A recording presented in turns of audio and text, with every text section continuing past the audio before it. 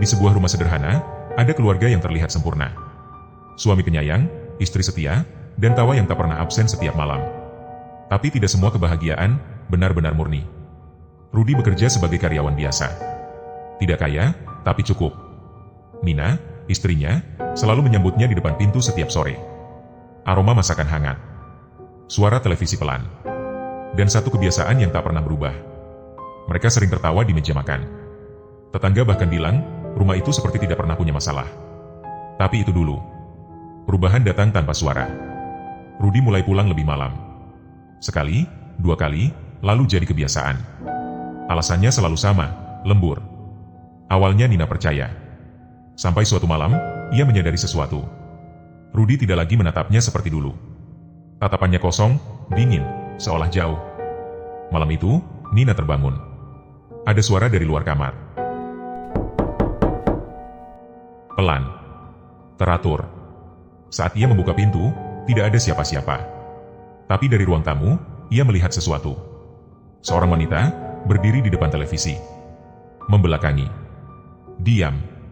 Dan saat sosok itu berbalik, wajahnya tidak manusiawi.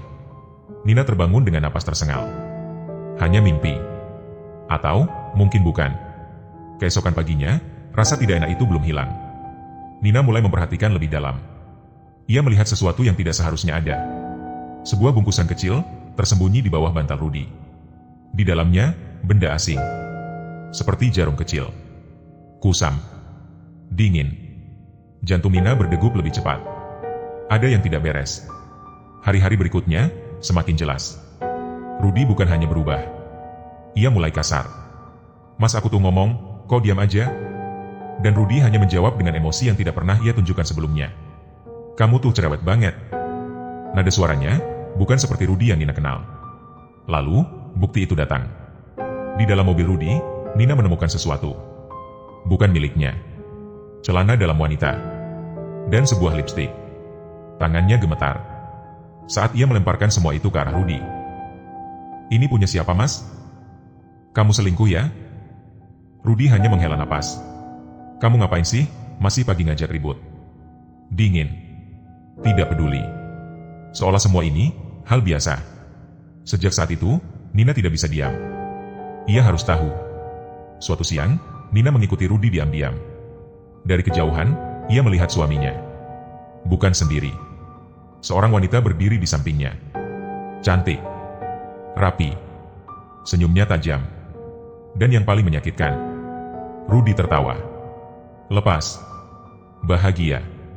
Seperti dulu. Tapi bukan untuk Nina. Nina terus mengikuti mereka. Masuk ke sebuah gang sempit. Langkahnya pelan. Hati-hati. Tapi saat ia hampir mendekat, wanita itu menoleh. Tatapannya langsung mengarah ke Nina. Dan ia tersenyum. Senyum yang seolah sudah tahu segalanya. Nina membeku. Dan saat ia masuk ke dalam gang itu,